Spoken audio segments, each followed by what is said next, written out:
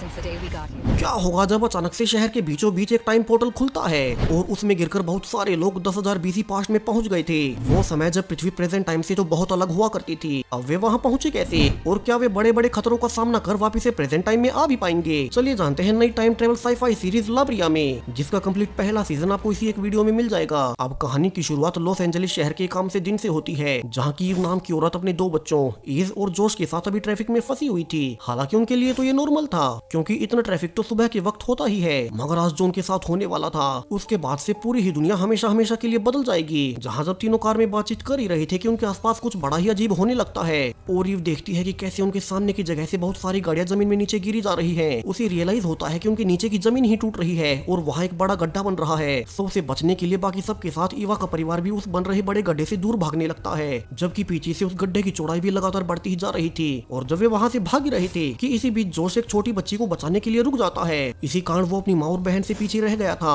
और आखिरकार वो उस गड्ढे में गिर ही जाता है। तो वहीं उसकी माँ भी गड्ढे में लटक गई थी और इजी उसे बचाने की कोशिश भी करती है, मगर उसे पकड़ नहीं पाती। और जब तक वो गड्ढा बढ़ने से रुकता तब तक तो वो काफी चौड़ाई में फैल चुका था, जिसमें कि बहुत सारे लोग उसके अंदर गिर गए। और जो बाहर बचे भी थे वे भी डर जाते हैं कि अचानक से ये क्या हो गया, क्योंकि ऐसा कुछ उन्होंने पहली बार देखा था। और गवर्नमेंट भी इस घटना के बाद हर और इमरजेंसी डिक्लेयर कर देती है। वहीं दूसरी ओर ईव का पति गेविन अभी एक मीटिंग में था। दरअसल गेविन पहले मिलिट्री पायलट रहा था, मगर आज से पूरे 3 साल पहले उसे एक प्लेन क्रैश हो गया और उसे इसी कारण सस्पेंड कर दिया गया। गेविन उसी के बाद से मेंटल ट्रॉमा में रहने लगा है और वो अलग अलग जीवों के विजन्स भी देखता है, जो कि उसे लगता है कि उसके मन का वहम है। अब गेविन भी टीवी पर न्यूज देखता है कि शहर के बीचों बीच एक बहुत बड़ा गड्ढा बन गया है, जिसमें कि सैकड़ों लोग उसके अंदर धंस गए। तो वो भी बाकी सब की तरह अपनी फैमिली के लिए वहीं भागता है। मगर यहाँ तो उसे सिर्फ उसकी बेटी इजी ही मिलती है, जो कि अब रोते हुए अपने पिता को सब कुछ बताने लगती है कि कैसे उसकी माँ ईव और उसका भाई जोश दोनों ही उस गड्ढे में गिर गए। शायद से अब वे जिंदा भी नहीं बचे होंगे कि तभी अचानक से उस बड़े गड्ढे से बहुत सारे अजीब से पक्षी बाहर आने लगते हैं। और अजीब बात कि किसी ने कभी भी ऐसे पक्षी पहले देखे ही नहीं थे।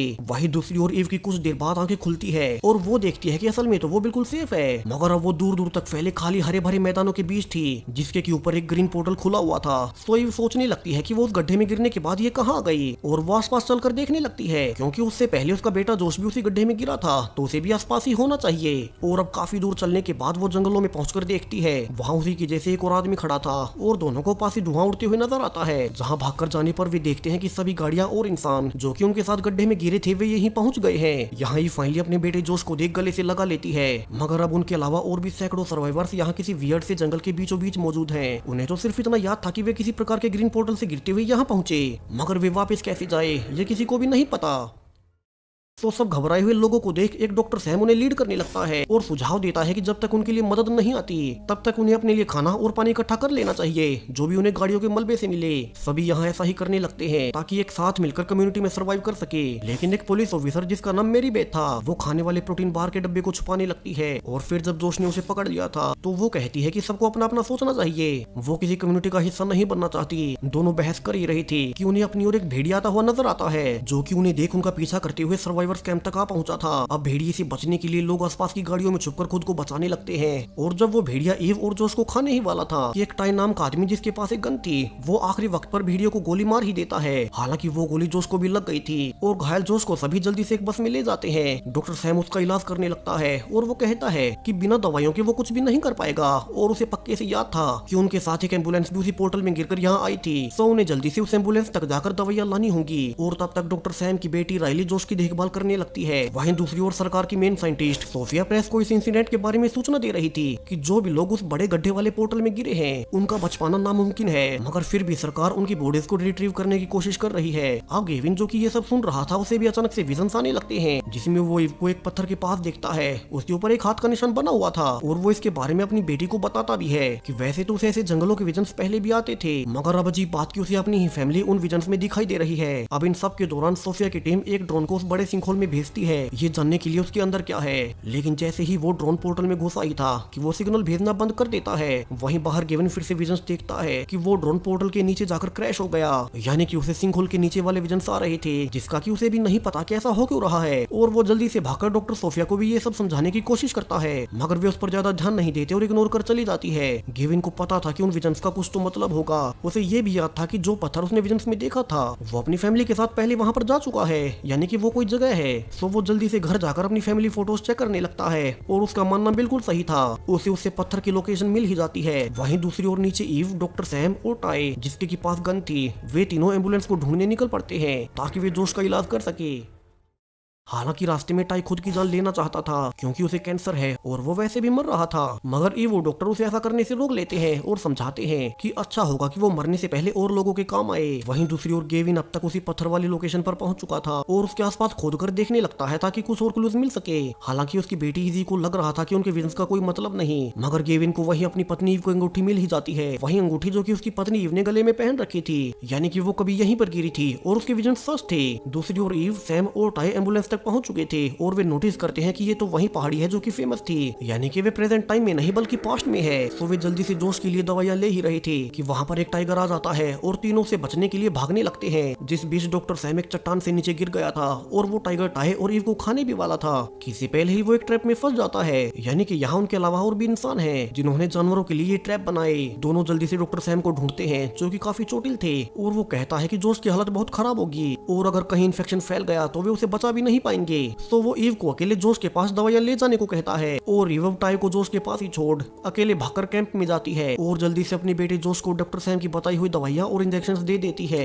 दूसरी ओर गेविन टीवी पर एक डॉक्टर का इंटरव्यू देखता है जिसे कि उस सिंकहोल की नॉलेज थी और गेविन उन्हीं के पास जा अब सब कुछ बताने लगता है। वो रिक्वेस्ट भी करता है कि उसे उस अंगूठी की कार्बन डेटिंग करवानी है जो कि उसकी पत्नी की थी और उसे पत्थर के पास मिली। और अब तक तो डॉक्टर सोफिया ने भी उसे नोटिस कर लिया था कि गेविन इस मामले में कुछ ज्यादा ही छानबीन कर रहा है, तो वो उसे अकेले में मिलने बुलाती है। गेविन को बताया जाता है कि 3 साल पहले भी ऐसा ही एक और सिंकहोल डेजर्ट के बीचों बीच खुला था, मगर तब वहाँ कोई नहीं था और उसके बारे में किसी को पता नहीं चला। सो गवर्नमेंट ने इसे सीक्रेट ही रखा। इसके अलावा उस एरिया के आसपास गेविन का हेलीकॉप्टर भी क्रैश हुआ था, यानी कि उस हेलीकॉप्टर क्रैश में गेविन की कोई गलती नहीं थी, इसे बेवजह ही सस्पेंड किया गया। वहीं अब तक अंगूठी की रिपोर्ट भी आ चुकी थी और वे सब ये जान हैरान रह जाते हैं कि ये अंगूठी 10,000 साल पुरानी है, यानी कि वो जायंट सिंकहोल एक टाइम पोर्टल है और जितने भी लोग उसमें गिरे थे वे समय में 10,000 साल पहले पहुंच गए। सोफिया आगे बताती है कि उन्होंने एक स्पेशल प्लेन रेडी किया है जिसे कि वे उस पोर्टल में भेजने की कोशिश करेंगे ताकि वहां से जिंदा बचे लोगों को वापस लाया जा सके। इस मिशन के लिए इस प्लेन को गेविन का पुराना साथी लिवाई चलाएगा। वहीं दूसरी ओर पास्ट में टाई और सैम बैठे हुए थे कि उन्हें कैंप से ही एक और मेंबर लूकस साथ लेने आता है। असल में लूकस उसी पुलिस ऑफिसर मैरी बेथ का बेटा है जो कि पहले उल्टे सीधे काम करता था, मगर मैरी हमेशा अपने बेटे को बचा लेती। वहीं बाहर वेरोनिका और लिली, 2 बहनें, अपने पिता को प्रॉपर बैरियल देना चाहती थी क्योंकि वे यहाँ गिरते हुए मारे गए। तो ग्रुप से एक लड़का स्कॉट वेरोनिका की मदद के लिए उनके साथ जंगल में जाने लगता है, लेकिन यहाँ तो उसके पिता की बॉडी को एक हाथ की शेप की आकृति में रखा हुआ था, यानी कि उनके अलावा यहाँ और भी कोई इंसान है। वेरोनिका वापस आकर अपनी बहन लिली पर गुस्सा भी करती है क्योंकि वो नहीं चाहती थी कि वो उसके अलावा किसी और से बात करे। तो वहीं प्रेजेंट में लिवाई के प्लेन के साथ निकलने से पहले गेविन उससे अकेले में मिलकर ईव वाली शादी की अंगूठी देता है कि वो उसे उसकी पत्नी को दे दे। अब लिवाई शुरू में झिझक रहा था, मगर आखिरकार वो गेविन से कन्फेस कर ही लेता है कि जब गेविन का उसकी पत्नी ईव से मनमुटाव चल रहा था तब वो कुछ समय के लिए उसकी पत्नी के साथ अफेयर में रहा था, मगर अभी तो गेविन इसके बारे में ज्यादा नहीं सोचता और लिवाई को अपनी फैमिली को वापस लाने को कहता है। अब अगले ही दिन कैंप में अचानक से एक बीस्ट घुस आता है, तो सभी अपनी जान बचाकर इधर उधर छुपने लगते हैं और उनका सारा खाना खाकर वो बीस्ट वहाँ से चला गया था। अब स्कॉट जो कि साइंस स्टूडेंट था वो सबको बताता भी है कि इस बीस्ट को तो विलुप्त हुए 10,000 साल हो चुके हैं, यानी कि वे प्रेजेंट टाइम में नहीं बल्कि उस पोर्टल से 10,000 साल पास्ट में आ गए हैं। अब मैरी बेथ अपने बेटे लूकस के साथ खाना ढूंढने निकलती है क्योंकि उनका सारा खाना तो वो बीस्ट खा गया और वे जंगल में जाकर देखते हैं कि जिस ट्रैप में वो टाइगर पहले फंसा था उसे किसी ने आकर रिसेट कर दिया, यानी कि इस समय में उनके अलावा और भी कोई इंसान है, मगर उन्हें पता नहीं कि वे हैं कौन। उधर कैंप में डॉक्टर सैम गिरने के बाद अपने पैरों को फील नहीं कर पा रहा था और वो कहता है कि उन्हें उसकी स्पाइन पर इंजेक्शन देना होगा वरना वो कभी चल नहीं पाएगा। सो उसकी बेटी राइली अब डरते हुए उसे इंजेक्शन देने लगती है। हालांकि वो खुद डॉक्टर नहीं थी, लेकिन जोश और स्कॉट की मदद से वो सक्सेसफुल इंजेक्शन दे ही देती है। उसने अपने पिता को बचा लिया था। वहीं ईव और टाई कैंप के लिए रैबिट्स का शिकार करने जाते हैं क्योंकि उनका खाना तो वो बीस्ट खा गया, मगर तभी यहाँ भी एक बियर उनके पीछे पड़ जाता है और उसे बचने के चक्कर में दोनों गुफा में फंस गए थे और सरप्राइजिंगली उन्हें यहाँ भी मैरी और उसका बेटा लूकस मिल जाता है। क्योंकि ये रास्ता बंद हो गया था तो चारों गुफा की दूसरी ओर जाने लगते हैं ताकि उन्हें बाहर निकलने का रास्ता मिल सके, लेकिन और अंदर जाने पर उन्हें एक आदमी का स्केलेटन मिलता है जो कि काफी समय पहले मारा गया होगा। इससे भी अजीब बात कि उसके कपड़ों से लग रहा था कि वो भी इस समय से नहीं बल्कि उन्हीं की तरह फ्यूचर से इस समय में आकर फंस गया होगा और उसने खुद की जान ले ली। चारों यहाँ किसी तरह से गुफा से निकलते हैं और खाने वाले मशरूम्स को इकट्ठा कर शाम होते होते वापस से कैंप में लौट आते हैं। वहीं प्रेजेंट में लिवाई अपने प्लेन के साथ पोर्टल में एंटर करता है, मगर जैसे ही उसका प्लेन पोर्टल से टच हुआ ही था कि इस बार भी उसका सिग्नल मेन बेस से टूट जाता है। मेन बेस पर सबको लगा था कि लिवाई भी मारा गया होगा, मगर लिवाई तो किसी तरह से पैराशूट से जंप कर पास्ट में आ गया और वो अभी भी सेफ है। जब वो पोर्टल में एंटर किया ही था कि कैंप के लोगों ने भी ऊपर नोटिस किया कि उनके ऊपर वाला ग्रीन पोर्टल खुल रहा है और उसमें से एक प्लेन नीचे आकर क्रैश हुआ है। सो कैंप के लोग एक टीम बनाकर उस प्लेन को ढूंढने जाते हैं, जहाँ रास्ते में उन्हें लिवाई भी मिल जाता है और वे साथ मिलकर उसके प्लेन की ओर जाने लगते हैं, क्योंकि उसी प्लेन की मदद से वे फ्लाई करके उस पोर्टल से फिर से फ्यूचर में जा सकेंगे। अब रास्ते में जाते हुए राइली पर एक जायंट स्नेक अटैक भी कर देता है, लेकिन लिवाई ने समय रहते उस सांप को मारकर उसे बचा लिया था और काफी दूर चलने के बाद वे प्लेन तक पहुंच ही जाते हैं। मगर अब प्लेन की हालत बहुत ज्यादा खराब थी और लिवाई से फिर से उड़ाने में नाकाम रहता है। इसे रिपेयर तो किया जा सकता था, मगर ना तो लिवाई के पास अभी इसके पार्ट्स हैं और ना ही इस समय में कहीं और मिल ही सकते हैं। सो वे कैंप में जाने से पहले प्लेन से सारी ही सप्लाईज निकाल कर इकट्ठा कर लेते हैं कि तभी लिवाई को प्लेन से अजीब से सिग्नल्स मिलने लगते हैं, जो कि यहाँ से 5 किलोमीटर आगे से आ रहे थे। और मिलकर फैसला किया जाता है कि पहले वे सब मिलकर उसी सिग्नल का पीछा करेंगे और बाद में कैंप में जाएंगे। रास्ते में लिवाई ईव को उसके हस्बैंड गेविन की दी हुई रिंग भी देता है, जो उसने फ्यूचर से भेजी थी। दूसरी ओर प्रेजेंट टाइम में गेविन को फिर से विजन्स आ रहे थे कि लिवाई जिंदा है और ईव से मिल चुका है, तो वो भागकर सोफिया को यही बताने जाता है। यहाँ उसकी नजर एक फाइल पर पड़ती है जिसमें उसी जैसे और भी पोर्टल बने हुए थे और सोफिया किसी डॉक्टर रेबेका के साथ खड़ी हुई थी, यानी कि ये पोर्टल पास्ट में भी कई बार बन चुके थे, मगर सरकार ने उन्हें सबसे छिपाए रखा और किसी को भी पता नहीं लगने दिया। अब तक ये भी खबर आने लगी थी कि सरकार ने लिवाई का प्लेन क्रैश होने के बाद और रेस्क्यू मिशन कैंसिल कर दिए हैं। सो गेविन अब गुस्से में वो फाइल चुरा कर निकल जाता है और इजी के साथ उसी डॉक्टर रेबेका के घर जाकर देखता है कि यहाँ तो सोफिया भी मौजूद है और उसे पता चलता है कि उनके पास एक और वैसा ही प्लेन था जो कि उन्होंने पोर्टल में भेजने के लिए रेडी किया था। डॉक्टर रेबेका यहाँ गेविन को सारी सच्चाई रिवील कर देती है कि असल में ये टाइम पोर्टल्स कई बार खुल चुके हैं और आखिरी बार जब उन्हें वो पोर्टल मिला था तब उन्होंने वैज्ञानिकों की एक टीम को उसमें भेजा भी था, मगर उनके वापिस आने से पहले ही वो पोर्टल बंद हो गया और उनकी पूरी ही टीम पास्ट में फंसी रह गई। उस टीम में सोफिया की फियोंसी डायना भी थी, इसलिए ही उन्होंने सीक्रेटली एक ऐसा प्लेन बनाया जो कि उन पोर्टल्स के अंदर जाने में सक्षम हो। अब गेविन कहता है कि फिर वो खुद इस प्लेन से उस पोर्टल में जाएगा और डॉक्टर रेबेका उसके साथ चलने के लिए तैयार हो जाती है। वो इन टाइम पोर्टल्स के बारे में और रिसर्च करना चाहती थी, जबकि पास्ट वाले कैंप में वेरोनिका और लिली में लड़ाई होती है क्योंकि लिली उसकी बात नहीं मान रही थी और वो उठकर जंगल की ओर भागती है। मगर यहाँ तो उन्हें एक मरा हुआ आदमी मिलता है जो कि उन्हीं के कैंप का था। वे जल्दी से चिल्लाकर सभी को इकट्ठा करती है, जहाँ सब देखते भी हैं कि सरप्राइजिंगली ये आदमी बिजली का झटका लगने से मारा गया, जबकि उनके पास तो बिजली थी ही नहीं। लिली बताती है कि उसने एक बूढ़े आदमी को उन्हें देखते हुए देखा था जिसकी पीठ पर हाथ का एक निशान बना हुआ था। हालांकि लिली की बड़ी बहन वेरोनिका उसे आगे कुछ बताने नहीं देती और खींचकर अपने साथ ले जाती है, जबकि पीछे से वही आदमी जिसके बारे में लिली सबको बता रही थी साइलस उन्हें छुपकर देख रहा था। दूसरी ओर लिवाई के साथ बाकी का ग्रुप उन्हें सिग्नल्स का पीछा करते हुए गांव ढूंढ निकालते हैं, यानी कि समय में और भी इंसान रहते हैं। अब इस गांव में घुसते ही एक टेंपल बना हुआ था जिस पर भी वही हाथ का निशान था, वहीं उसके अंदर उन्हें एक बॉडी ऐसे ही निशानों के अंदर रखी हुई मिलती है। यहाँ लिवाई बाकी सबको रिवील करता है कि उसके आने से पहले सोफिया ने उसे भी ये मिशन दिया था कि वो उनकी पहले वाले वैज्ञानिकों की टीम को भी समय में ढूंढ ले, जो कि 3 साल पहले रिसर्च के लिए एक पोर्टल से यहाँ आए थे। और अब फोटो से मैच करने पर यह बॉडी उसी की टीम के एक वैज्ञानिक की थी और लिवाई उस वैज्ञानिक का वाईफाई टोकी अपने साथ ले बाकी सब के साथ वहां से निकलने लगता है क्योंकि यहाँ खतरा हो सकता था। जबकि दूसरी ओर एक झोपड़ी में लूकस और स्कॉट पर एक आदमी आकर हमला कर देता है। उसने लूकस को बेहोश कर दिया था और स्कॉट को कैद कर लिया था। वहीं अजीब बात की वो अच्छी खासी इंग्लिश बोल रहा था, यानी कि वो भी फ्यूचर से इस समय में आया होगा। दूसरी ओर जोश और राइली ने गांव से बाहर निकलने का रास्ता ढूंढ तो निकाला था, मगर उनके बाहर निकलते ही दरवाजा बंद हो जाता है। अब तक सामने से गाँव वाले भी आ रहे थे, सो वे दोनों को देख उन पर एरोस चलाने लगते हैं और जोश और राइली वहाँ से बचकर भागने लगते हैं, जबकि अंदर लिवाई और ईव भागकर एक घर में छुपने जाते हैं जिसमें कि कई सारे बच्चे बैठे हुए थे। इनमें से एक बच्चा इजिया दोनों को कहता भी है कि उसके दादा साइलस ने उन्हें समझा रखा है कि जो भी लोग आसमान से यहाँ आए हैं वे बहुत खतरनाक हैं और वे उनके पास न जाएं। ईव उसे भरोसा दिलाती है कि वे ऐसे नहीं हैं और छोटा इजिया उन्हें गांव से निकलने का रास्ता बता देता है। जबकि अब तक स्कॉट और लूकस, जिन्हें मंदिर में ही बांधा गया था, वे एक लाइटर की मदद से रस्सियों को जला खुद को छुड़ा ही लेते हैं। जबकि बाहर से जोश और राइली गाँव वालों से छुपते हुए उन्हें एक जगह पर फोन चलाकर डिस्ट्रैक्ट करते हैं और फिर गाँव में आकर सब इकट्ठा होकर एक साथ निकलने लगते हैं। हालांकि साइलस और बाकी गाँव वाले उन्हें अभी मार सकते थे, मगर उनकी लीडर पारा उन्हें जाने देने को कहती है और सभी वहाँ से निकल वापिस से कैंप में आ ही जाते हैं। वे सबको बताते हैं कि उनके अलावा और भी लोग हैं जो कि पास के ही गांव में रहते हैं। वे लोग शायद से इसी समय के होंगे, मगर वे नहीं चाहते कि हम उनसे मिले। वहीं रात को टाई लिली से अकेले में पूछने लगता है कि वेरोनिका उसे डांटती क्यों रहती है और लिली उसे सच्चाई बता ही देती है कि वेरोनिका उसकी असली बहन नहीं, बल्कि उसे तो वेरोनिका और उसके पिता ने 1 साल पहले किडनैप किया था। अब पीछे से वेरोनिका ये जान कि उसकी सच्चाई लिली ने बता दी थी, अब वो कैंप को छोड़कर भाग जाती है। वहीं प्रेजेंट में डॉक्टर रेबेका गेविन और इजी को उसी जगह पर लेकर जाती है जहाँ वे खोद कर देख रहे थे थी। दरअसल ये सेम वही जगह है जहाँ की 10,000 साल पहले के सर्वाइवर्स कैंप लगा हुआ था और वे प्रेजेंट में उसे खोद कर पता कर पाएंगे कि पास्ट में कैंप के साथ क्या क्या हुआ होगा। यहाँ उन्हें एक पुराना ईव का लिखा हुआ लेटर भी मिल जाता है जिसे कि ईव अभी पास्ट में लिखी रही थी कि उसे गेविन से माफी मांगनी है जो उसने कभी भी उसके विजन्स का भरोसा नहीं किया।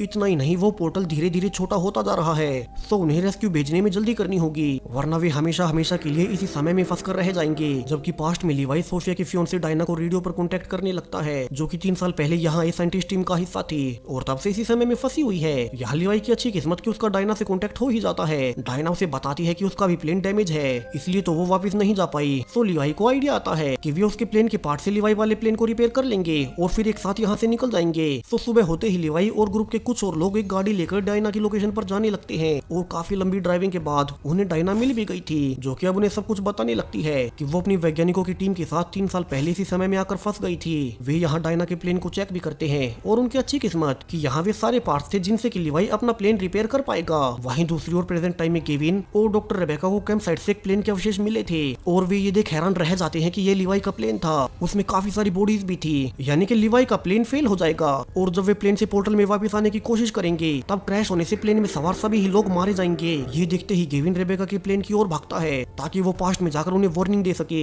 मगर बाकी लोग उसे रोक लेते हैं। केविन यहाँ सोफिया और रेबेका से मिन्नतें करता है कि उन्हें कैसे भी करके जल्द से जल्द पास्ट में मैसेज भिजवाना होगा कि वे प्लेन से निकलने की कोशिश न करे वरना सबके सब मारे जाएंगे।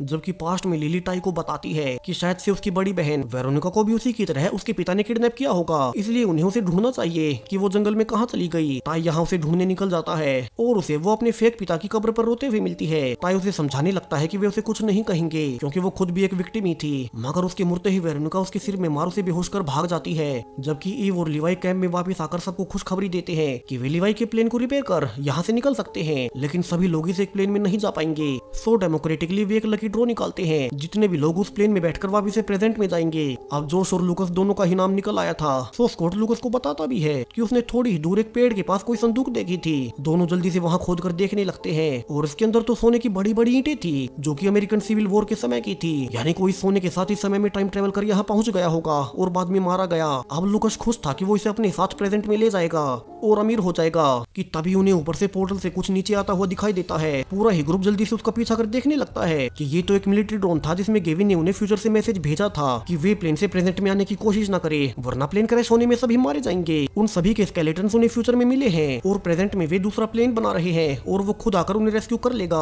अब ईव और मैरी तो मान जाती है, मगर बाकी सब यहाँ से निकलना चाहते थे और अब तो लिवाई और डायना भी प्लेन को स्टार्ट कर जाने लगते हैं कि ईव और मैरी बैथअप गन पॉइंट पर उन्हें ऐसा करने से रोकने लगते हैं ताकि उनके बच्चे इस प्लेन में ना जाएं। और इसी बीच डायना गलती से प्लेन के फ्यूल टैंक को ही गोली मार देती है और मैरी ने सेल्फ डिफेंस में डायना को गोली मार दी थी। यहाँ सभी उसे बचाने की कोशिश भी करते हैं, मगर डायना बच नहीं पाती और मारी जाती है। जबकि प्रेजेंट में केविन और रेबेका प्लेन लेकर उसी सिंखोल में जाने की कोशिश करने लगते हैं कि गवर्नमेंट एजेंट उन्हें वार्निंग देने लगता है कि अगर वे बिना इजाजत के पोर्टल के पास भी गए तो वे उन्हें मिसाइल से उड़ा देंगे। अब डॉक्टर रेबेका इस मिस्ट्री को कैसे भी सोल्व करना चाहती थी, तो वो अकेली प्लेन से पोर्टल में कूद जाती है। जबकि इजी के फोन करने पर कि गेविन को अपनी जान खतरे में नहीं डालनी चाहिए, वो प्लेन को वापस घुमा ही लेता है। वहीं पास्ट में सर्वाइवर्स कैंप से देख रही थी कि वो ग्रीन पोर्टल आखिरकार बंद हो ही गया, यानी कि उनकी फ्यूचर में जाने की उम्मीद जाती रही। और गुस्से में सुबह सभी इकट्ठा होकर मैरी को ग्रुप से निकलने को कहते हैं क्योंकि उसी ने डायना को गोली मारी थी। वोट करने के बाद ईव और मैरी को ग्रुप से निकलने का ऑर्डर दिया जाता है क्योंकि वे ही गन पॉइंट पर सबको रोक रही थी। यहाँ ईव तो ये देख और ज्यादा दुखी होती है कि उसी का बेटा जोश भी उसे बाहर निकलवाने के लिए वोट दे रहा था।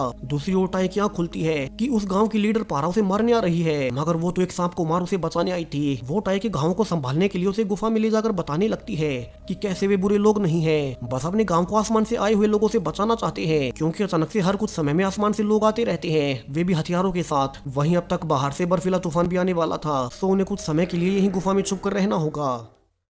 जबकि प्रेजेंट में गेविन को वार्निंग दी जाती है कि आगे से उनके कहे बिना कुछ भी करने की वो कोशिश ना करे। और वहां से निकलकर गेविन सोफिया के पास जाकर सब कुछ बताने लगता है कि असल में जब वो छोटा था तब उसे एक फैमिली ने अडॉप्ट कर लिया था, उसके पहले का उसे कुछ भी याद नहीं। सो अगर वे उसकी रियल ब्लड फैमिली को ढूंढ ले तो पता कर सकते हैं कि उसे वे पास्ट के विजन्स क्यों आ रहे हैं। दोनों रिसर्च कर पता करते हैं कि बचपन में गेविन को किस चर्च ने पाला था। दोनों एड्रेस निकालकर वहीं पहुंचते हैं और नन्हे गेविन को पहचान भी लिया था। वो बताती है कि उन्हें तो छोटा गेविन एक सड़क किनारे खड़ा हुआ मिला था। वो साल 1988 का का समय था। तब गेविन अकेला नहीं था बल्कि उसके साथ एक 12 साल की लड़की भी थी। और चूंकि चर्च को उन दोनों की ही फैमिली का पता नहीं था तो उन्हें अलग अलग फैमिलीज को अडॉप्ट करने के लिए सौंप दिया गया। यानी कि गेविन के पास्ट से कुछ ऐसा जुड़ा है जो कि उसे अब तक नहीं पता। सोफिया यहाँ अपनी पहुंच से पता भी करती है कि वो लड़की अब कहाँ है और दोनों उसका एड्रेस निकाल उसके घर पहुंच जाते हैं। हालांकि अब वो इस घर में नहीं रहती थी मगर यहाँ उसका बनाया हुआ स्टैचू रखा हुआ था और ये तो वही पत्थर था जिसका विजन गेविन को अक्सर आता है। उस पर हाथ का निशान भी बना हुआ था यानी कि गेविन की तरह उस लड़की को भी विजन आते होंगे। दूसरी ओर पास्ट में सर्वाइवर्स देखते हैं कि वहाँ भी बर्फीला तूफान आ रहा है। तो मेरी और रिव अपने बच्चों को गुड बाय बोल कैंप से जाने लगती है कि तभी एक टावर लूकस के शेल्टर पर गिरने वाला था। तो मेरी अपने बेटे को बचाने के लिए अंदर चली जाती है और माँ बेटा उसी शेल्टर में फंस गए थे। अब बाकी लोग उन्हें निकालने की कोशिश करने लगते हैं मगर ये छत कुछ ज्यादा ही भारी थी और अगर वो उनके ऊपर ही गिर गई तो वे अंदर ही मारे जाएंगे।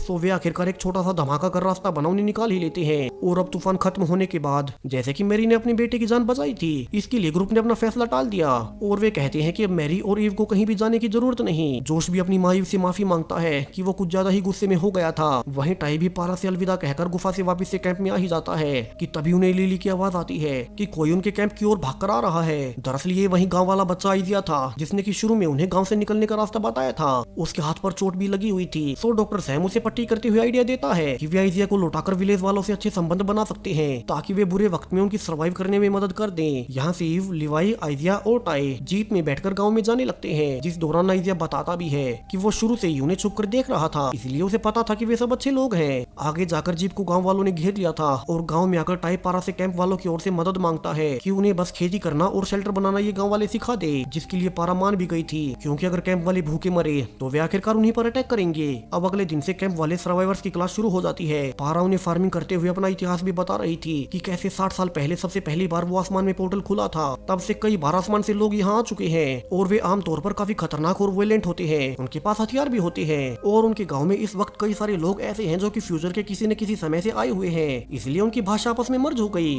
और उन्हें इंग्लिश भाषा आसानी से समझ में आ जाती है। वहीं कैंप में वेरोनिका छोटी लिली को अपने साथ लेने आई थी जो कि अब तक पास की है गुफा में छिप कर रह रही है कि तभी मैरी बेथ और डॉक्टर सैम उसे पकड़ लेते हैं। मगर वेरोनिका की तबीयत खराब होने के बाद उन्हें उसे खोलना ही पड़ता है और डॉक्टर सैम उसे जल्दी से ट्रीट करने लगता है। जबकि विलेज में लिवाई पूछता है कि यहाँ उन्हें लोगों की बॉडीज कैसे मिल रही हैं जो कि करंट लगने से मारे गए। बूढ़ा साइलस और पारा उन्हें बताते हैं कि पता नहीं कैसे मगर ऐसे बहुत सी बॉडीज उन्हें मिली थी, इसलिए वे ही उन बॉडीज को हाथ वाले निशानों के बीच रखते हैं क्योंकि ये उनकी गाँव की मान्यता है। कि तभी उन्हें पता चलता है कि छोटे आइजिया को किसी ने उठा लिया है और पूरा ही ग्रुप यहाँ से अलग अलग होकर जल्दी से आइजिया को ढूंढने लगता है। यहाँ साइलस ने उसे ढूंढ भी लिया था और आइजिया को पकड़ने वाली कोई और नहीं बल्कि डॉक्टर रेबेका ही थी जो कि कहे जा रही थी कि आइजिया को यहाँ से निकलकर अपनी डेस्टिनी पूरी करनी है। ये वही डॉक्टर रेबेका है जो कि कुछ टाइम पहले गेविन के साथ पास्ट में आने के लिए निकली थी और वो पोर्टल बंद होने से पहले प्लेन से कूदकर इस समय में आ ही गई। मगर अब वो छोटी आइजिया को पकड़ क्यों रही है, उसे ऐसी कौन सी डेस्टिनी पूरी करनी है, ये बहुत बड़ा ट्विस्ट है जो कि हमें आगे पता चलेगा।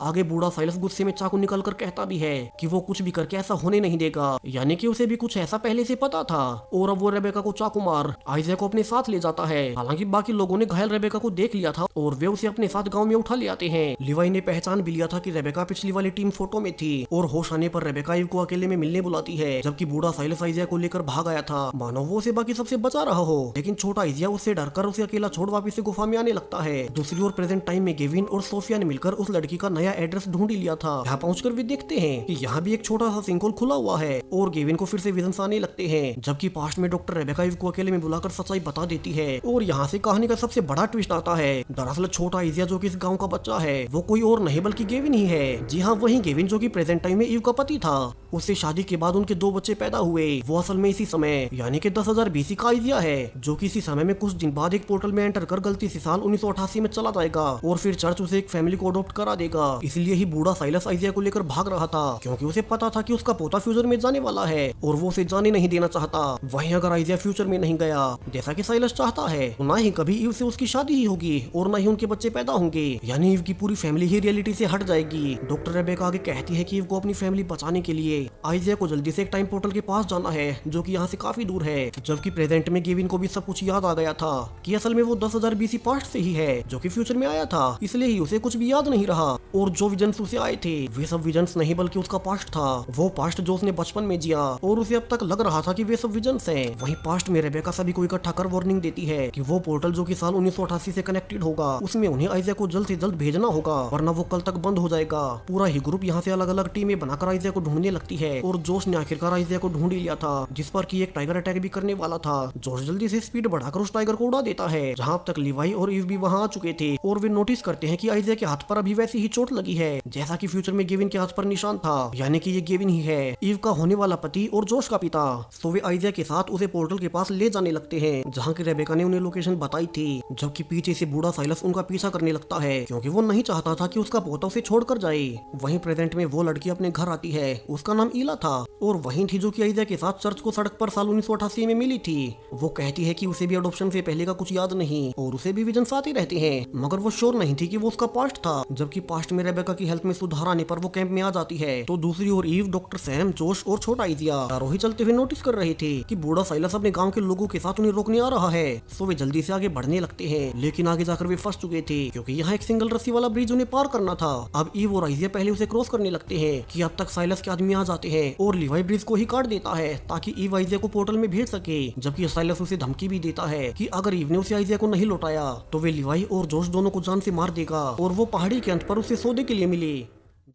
जबकि प्रेजेंट टाइम में एला को भी गेविन के याद दिलाने के बाद पता चल ही जाता है वो थी कौन और यहाँ से रिवील होता है कि एला कोई और नहीं बल्कि लिली ही थी। जी हाँ, वही लिली जो कि वेरोनिका के साथ पहले 2024 से 2000 बीसी पास्ट में गई और फिर वहाँ से 1988 में पहुंच गई। वहाँ पास्ट याद ना होने से उसने एक नई लाइफ शुरू की, यानी कि साल 2024 में एक समय एक साथ दो लिली एक ही समय में थी, बस उन्हें इसके बारे में पता नहीं था। जबकि पास्ट में डॉक्टर रेबेका ने यही सब कैंप वालों को बता दिया था कि एक छोटा सा पोर्टल एक दिन के लिए यहाँ से काफी दूर खुल रहा है जो कि साल 1988 से कनेक्टेड होगा। सो सर्वाइवर्स फैसला कर सकते हैं कि उन्हें वहां जाना है या नहीं, क्योंकि वे अपने प्रेजेंट टाइम यानी कि 2024 में नहीं बल्कि 1988 में पहुंचेंगे। रेबेका लिली के पास जाकर उसे भी वहां जाने को कहती है क्योंकि उसे पता था कि उसकी भी डेस्टिनी 1988 में ही है, जिसे कि सुन वेरोनिका भी उसके साथ जाने लगती है। मगर उसकी बुरी किस्मत कि उसका पैर एक बियर ट्रेन में फंस जाता है। लिली उसे छुड़ाने की कोशिश भी करती है मगर वो बच्ची ही थी, सो वो मदद लाने का कहकर अकेले ही आगे निकल जाती है। वही प्रेजेंट में इला अपने बचपन का सामान सबको दिखाती है जो कि तब उसके पास से मिला था, जो कि उसे जाने से पहले डॉक्टर रेबेका ने दिया था। इस लेटर में वही मैप था जिसमें सारे ही पोर्टल्स की लिस्ट है कि वे कब कब और कहां कहां खुलेंगे। इसमें एक तारीख अगले ही दिन की थी जो कि सिएटल शहर में कुछ ही देर के लिए खुलेगा,